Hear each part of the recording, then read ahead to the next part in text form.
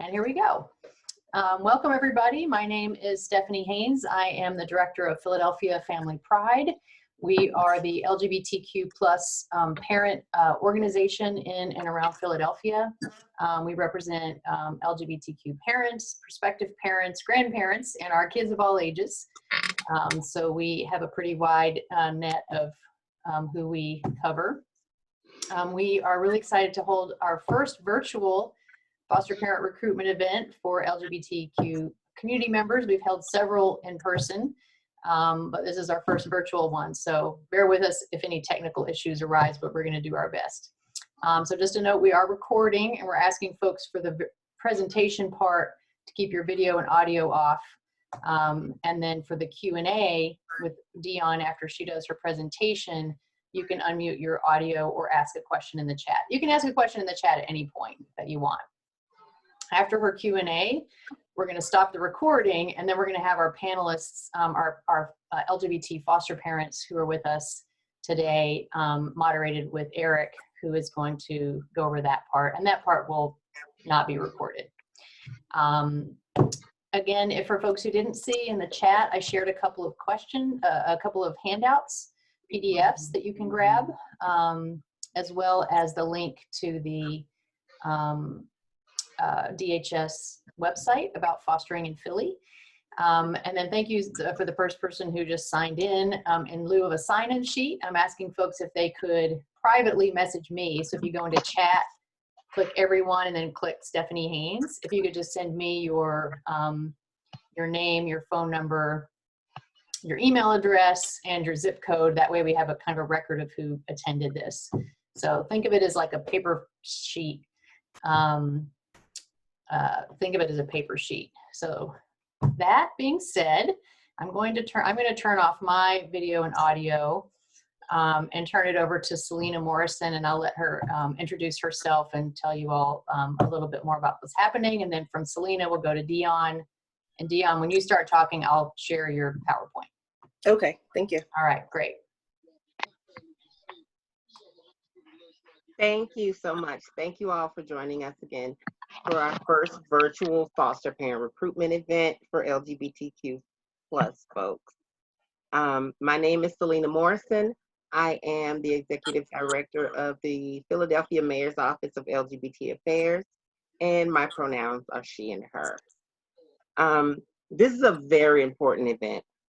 Many people are unaware of the staggering number of youth in foster care. There are currently more than 400,000 children in foster care right here in the United States.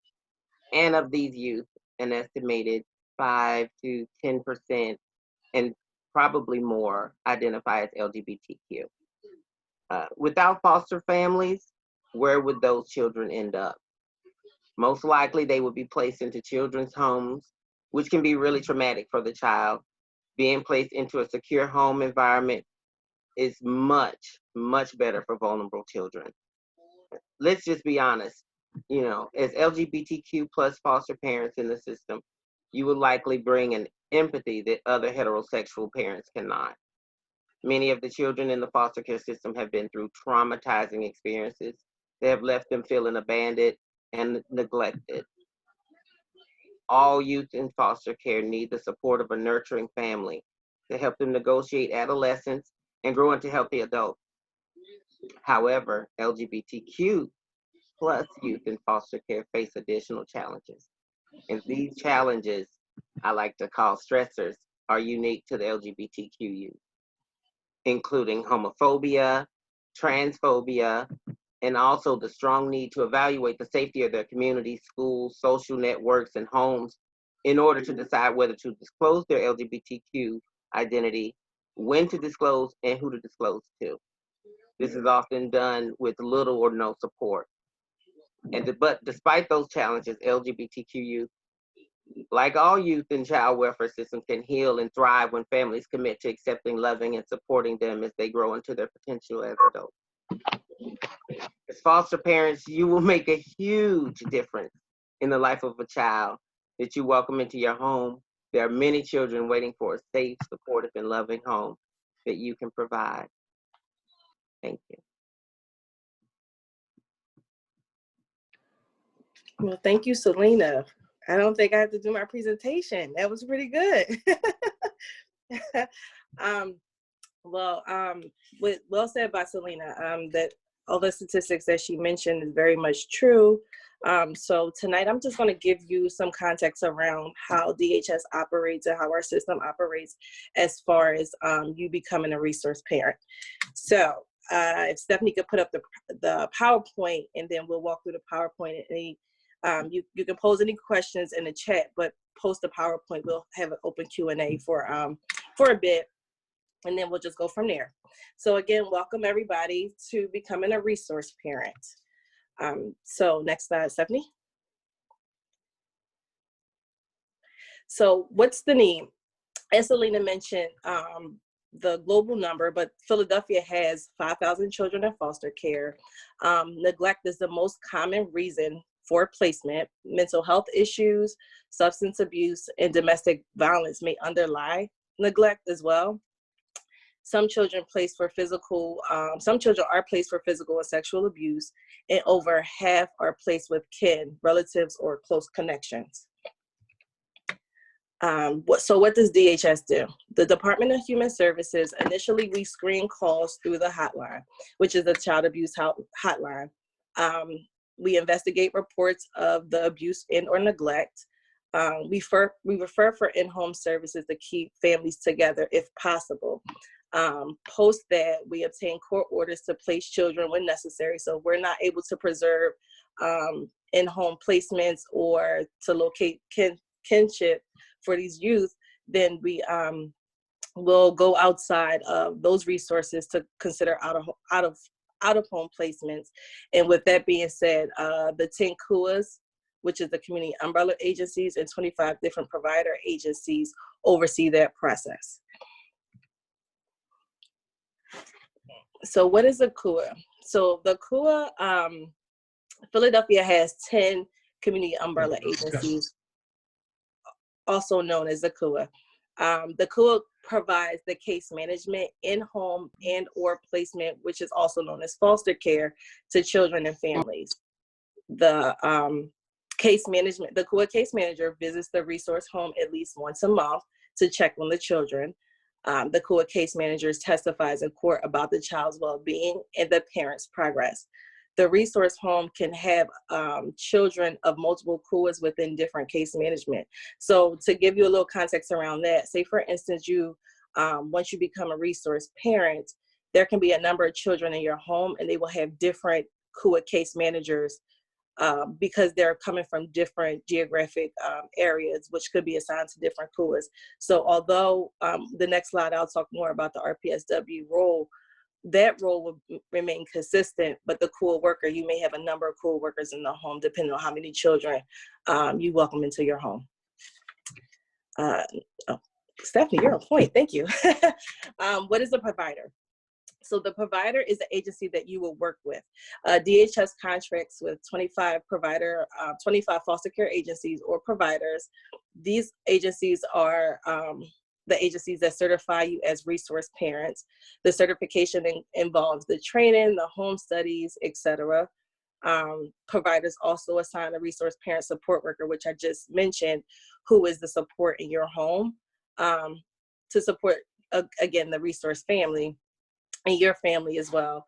The resource parent keeps the same support worker as mentioned earlier, no matter which CUA places the children in the home. So as I mentioned before, the CUA worker may change, but the RPSW worker will not change. That is your ongoing support as long as you're with that agency. So the basic requirements to become a foster parent. And I'd like to mention also that we use the term resource parent. Those terms are used interchangeably, but we're trying to transition to resource parent versus foster because of stigma that's around what foster may define. But anyways, the basic requirements for a resource parent is you have to be at least 21 years of age. You have to be able to pass the criminal and child abuse clearances. To have a safe home, you can either rent or own the home with bedrooms for the children that are suitable.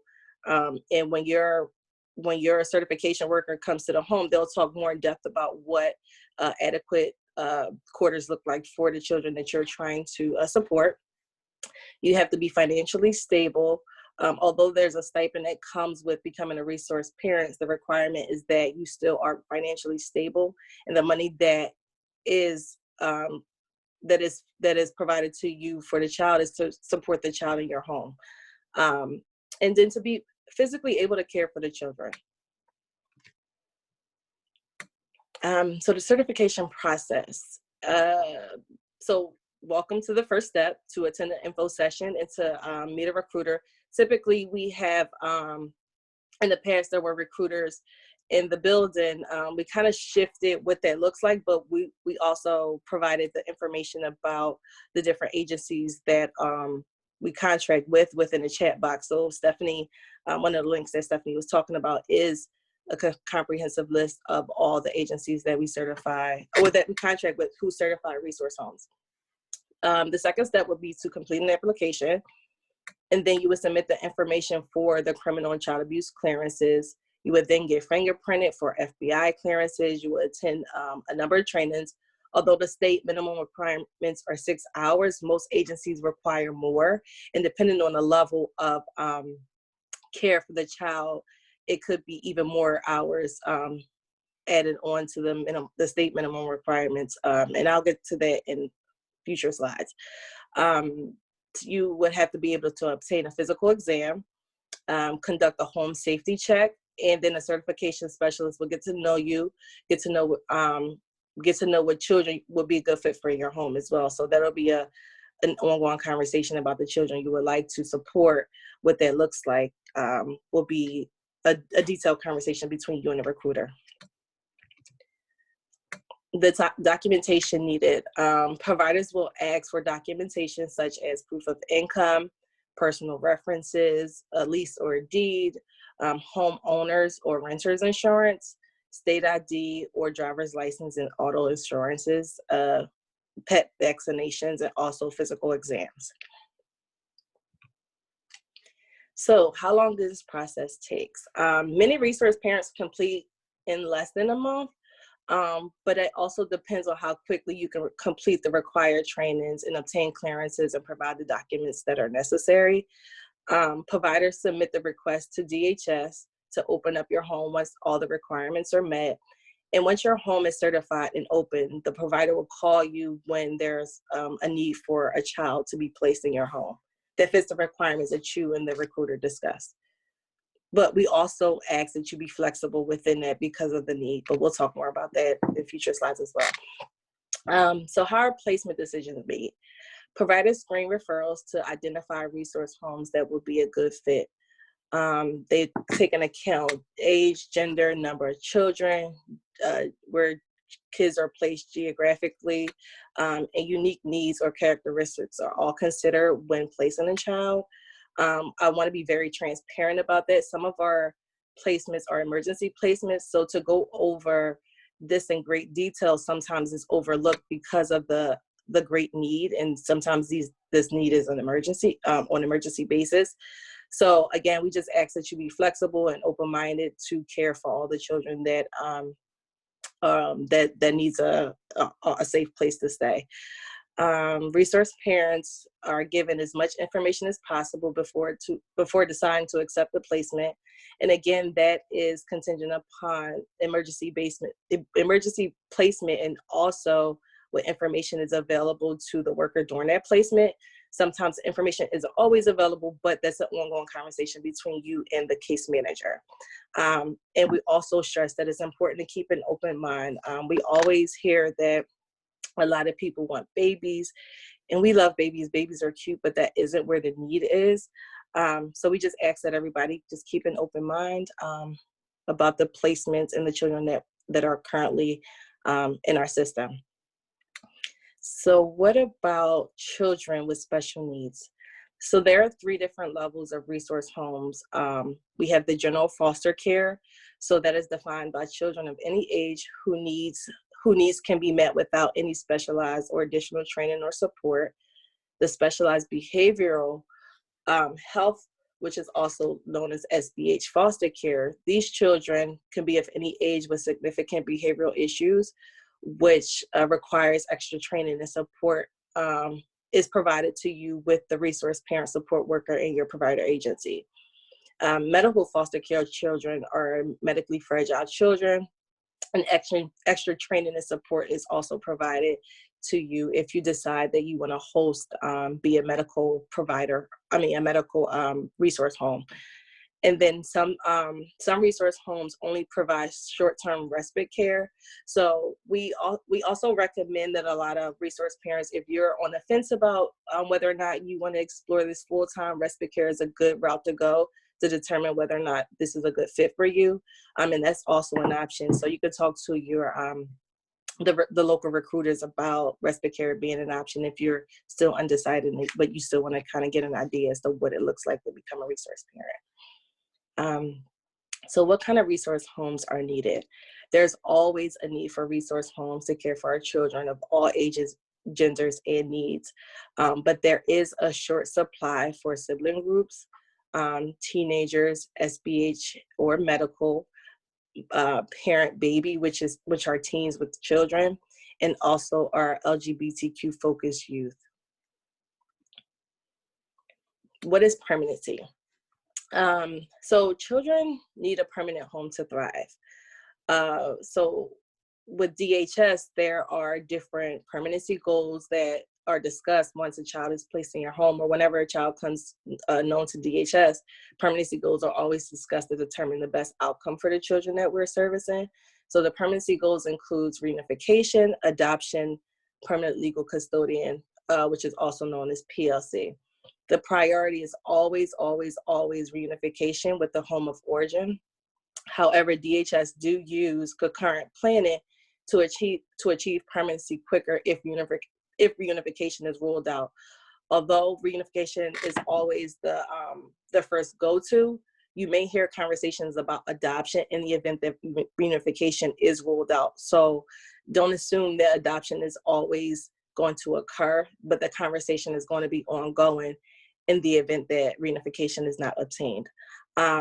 This also means that children should be placed with resource parents who are willing to adopt it, and or PLC. So always keep that in mind, that although we always promote returning the children back to their home of origin, if in the event that they cannot be returned, we would like to look at you guys as exploring adoption as an option as well, or be an adoption resource, as is the language. So what is my role in reunification? When the goal is reunification, children maintain their connection with bio parents and or the other reunification resources while parents work on their goals. Children are generally visited by parents at least weekly, but the court order, whatever the court order says, that's kind of what we follow. Could be bi-weekly, twice a week, depending on the age, etc. Foster parents should talk directly to parents at least monthly about how the child is doing. Children should never feel like they have to choose between families. And over half of cases close with reunification. So your role in reunification is to promote the relationship between the parent and the child, to kind of provide a safe environment, but also encourage that healthy relationship and a healthy bond. And we find that those cases are always the best cases when there's building relationships between the bio family or the parent and then the resource parent. So we would like for you to keep that in mind as well. So how do I adopt or obtain PLC? Federal law allows most parents at least 15 months, but no longer than 22 months to achieve reunification before a judge changes the goals. That isn't always the case, but this is the standard law. Sometimes parents are working towards their goals and they may not get to their goal within the 15 months or may exceed the 22 months, but they're still always revisiting the progress of the parent to determine whether or not adoption would be an option or reunification would be ruled out. When the goal changes, your case manager works with you to complete a family profile. Then that sets the date to finalize adoption in your PLC. 364 PA children are already available for adoption and they are listed online. So if you're interested in adopting, there are children who are on the SWAN website who are free for adoption at this moment. Adoption attorneys are provided by DHS at no cost. If you are a resource parent and then it transitions into adoption, you have an adoption attorney at no cost. Resource parents continue to receive stipends after finalization, and post-adoption services are available to provide continued support for you guys as well. Our LGBTQ plus youth in foster care. Youth who identify as LGBTQ plus are overrepresented in care. Rejection or mistreatment by family related to sexual orientation or GIE can be a factor leading to placement. Our youth and adults are uniquely able to relate to our LGBTQ plus youth and serve as role models and affirm their developing identities. As well as our youth are encouraged to connect with programs such as ADDIC, Youth Center, and Gale. So how do I foster LGBT plus youth? You can complete the resource parent certification through any agency. And again, the agencies will be listed in the chat box. And also you can visit our website to get an idea and navigate their website as well to kind of get more information about the agencies and also find our frequently asked questions. Express to your home certification worker that you want to foster LGBTQ plus youth. And then with that being said, the agency will call you when they have a youth who would be a good fit. And that is pretty much how DHS operates in regards to certifying our resource parents. So yeah, any questions about the process or anything in relation to DHS or anything that I can answer at the moment? I'm going to pop in here for a second. Thank you so much, Dion. That was great. Really appreciate all the information. If folks have questions, you can type them into the chat. And I see one question already. That's good. I have a couple also. Okay. And then we will, I'll ask her the questions. If folks want to, just a reminder, we're recording. If you want to virtually raise your hand and then unmute your audio and ask it that way, you can do that as well. So the first question I had is, how is it going now given the COVID-19 stuff, and how are people getting trained? How are home visits happening? Just let us, what's going on differently? I mean, I assume a lot of things are different. So what's going on differently now? Yeah, so agencies are actively still certifying. Everything is just virtual. So they do virtual home visits, they do virtual trainings, virtual orientation. So they still walk you through their process, and DHS is still able to issue provider codes. So once you contact an agency, and what I would stress though is that all agencies have not identified whether or not they are actively certifying. So whatever agency they contact, just the potential resource parent can say, hey, are you guys actively certifying at the moment? And then we just encourage them to ask them these questions. And if they are not, then they can go down the list. But most agencies are. There are more agencies than not that are actively certifying. But yeah, if they ask them that question, they are certifying, then they will walk them through their process. Okay, great. So basically they're doing everything the same except for virtually. Okay, awesome. Yes. So there's, for folks who maybe joined after we started, and I'll post it again because I think the files are only available if you're on the Zoom when the chat happens, but I did share 2 files, including a list of provider agencies that you can use to help yourself find an agency. One of the questions from the chat is, how is financial stability assessed? So typically with your certification worker, they will go over, I guess, your income, and then also your expenses. So it will be assessed in that manner. It's no set amount to say, hey, because you make over a certain amount, you're equipped to become a resource parent. It's contingent upon your lifestyle and how you manage your lifestyle prior to the youth coming into your home. So if you're financially stable with being able to maintain your own bills, whatever that looks like, then you're fine. So it's no set number. It's just a matter of going over a rubric with your expenses versus your income. Got it. Okay, Mhm. great. If the person who asked the question wants to go back in the chat and let us know that that answered your question, that'd be great. If you have a follow-up question, feel free to do that. And then my other question is, you mentioned, the person says yes, answered, thank you. Oh, you're welcome. The other question I had is, when you mentioned the 364 children in Pennsylvania who are up for adoption right now, Yes. can you give us so you use the acronym SWAN? I know there's a lot of acronyms. Sure. So can you tell us what SWAN is, and then where people would find where those kids are listed, or how they would, if they were interested in adoption, where they would find that? Absolutely. So SWAN is the statewide adoption network. And let me, Stephanie, I can email you the link. Okay.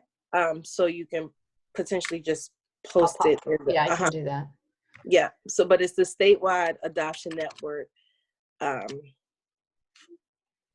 And then from there, you can kind of navigate that website, and then you can go on there to get the information you need in regards to the children that are currently free for adoption and their profiles, etc. So those children are in a foster home right now, but that foster home isn't interested in adopting them, but they are open to being adopted. Yeah, they can be in foster homes, they can be in congregate care, but they are in a setting where, as though they're not officially adopted. They may be in resource homes, but those homes they are not pre-adoptive homes. Got it. And congregate care is another word for group home. Is that fair to group say? home, residential treatment facilities, a group setting that isn't a traditional foster home. So yeah, like the group Not setting. A family. Not Right. Less of a family setting. Okay. Absolutely. Okay, there's a couple other questions in the chat. What is the general age range of LGBTQ youth in need of foster care? The age range, well, what I can say is that there's a great need for teens. So our teens, our teens are the ones that need the resource homes the most. So I aside from it being LGBTQ youth, I just think teens overall, there's a lack of homes to support that population in general. And so you mean 13 to 19? You mean all? Yeah, well, yeah, 13 to 21. Yeah. And will you talk about the end of the foster care, like 18 to 21-year-olds, and how that? Between the 18 and 21, how the board extension works? Right. Oh, sure. So once a youth turns 18, they have an option to sign a board extension, which will give them an extension until they're 21 years of age. Mm-hmm. They have that as an option. Most youth who aren't stable typically take that route, depending on their experience in the system. But they are able to sign a board extension, which will give them up to the age of 21 to be supported by the system in general, with as far as the stipend is considered. But we also ask to keep our resource parents and have our resource parents to think of their home, although adoption may not be an option. Sometimes a lot of teens don't opt to be adopted, so PLC may be an option, which is less stable. But as long as the resource parent consider themselves a forever home, then that's really the ultimate goal. That's the ultimate goal. So although our children, well, adults at 20, well, no, let's say children, because no one really is an adult at 21, but when they become 21, sometimes they fear being disposed. So we encourage a lot of our resource parents to say, hey, although you are 21 and I may not financially be getting compensated for you remaining in my home, you're still family, you're forever family, you have somewhere to go. So although the board extension holds them financially to 21, we just hope that post 21 that everyone still remains supportive to that youth.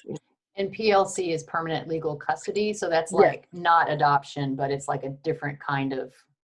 Right. So the difference between permanent legal custody and adoption is that parental rights are terminated with adoption. PLC parental rights are not terminated. Right. So their home of origin their parents would still have, their parents would still legally be their parents, but they could Yes. have permanent legal custody with someone else. Yes. I yes. see. Okay, got it. Absolutely. I've been to so many of these recruitment events, and that's the first time I actually understood that. So that's good. We had a couple other questions. One is, and then just for folks to know, we're going to do a couple more questions with Dion, and then we're going to go to our panels. We have our couple panelists standing by to pop in with their video, and then we're going to do the panel. But I'm going to stop recording for that, just so folks know. But I'll tell you when I stop recording. And when we're done, I'll put that website information in the chat. Okay, great. Mm-hmm. So one person asked, would your agency consider out-of-state adoption? So I'm going to say, I'm going to interpret that to mean, can someone from, let's say, New Jersey adopt a child who's up for adoption in Pennsylvania? Can someone in New Jersey from another state adopt a child who's up for adoption in Pennsylvania? And if the person who asked that question meant something else, feel free to chat back about that. I believe so. I'm just not certain about what that process looks like, but I'm certain if you were out of state, if you were interested in someone in another state, there would be a way to do that. I'm just not sure of the policy and protocols behind that process. I think it is possible, because I have heard of adoptive parents who have adopted from out of state. We lost your, oh, there you are. Uh-oh. I'm certain it can be done, but what that process looks like, I'm just not certain. Got it. And then someone asked, are there any specific agencies, are there agencies specifically for LGBTQ youth? They didn't ask for youth, or, I mean, basically the question is, are there any LGBTQ specific providers? I think that's what they're asking. So all of our providers that we contract with should all be LGBT youth affirming, LGBTQ youth and family affirming. If there is an issue and you find that there are some concerns around that, we would definitely want to hear about that. But what I can say actively, there has been a lot of training from agencies who focus on LGBTQ families and youth. It would be Turning Points would be one. A Second Chance is another one. And it's a third agency that I know they have policies and training specific around just this topic in general. But all the agencies are working either transitioning to incorporate their training within their certification process, or they touch on it. But all agencies should be actively embracing and affirming our youth, and also the resource parents coming. Devereaux, yes, Devereaux. The providers are shouting out their own places. I don't blame them. Go, you should. Right, but just to sum it all up, all agencies are affirming, and there are other agencies who have training around the specific Delta. There we go. Who has specific trainings just to incorporate our LGBTQ youth and what that looks like to care for them. Okay, great. Yeah. So I'm gonna thank you. People don't hang up, because we're gonna keep going. But I'm gonna thank Dion, and thank you everybody for your questions. I'm gonna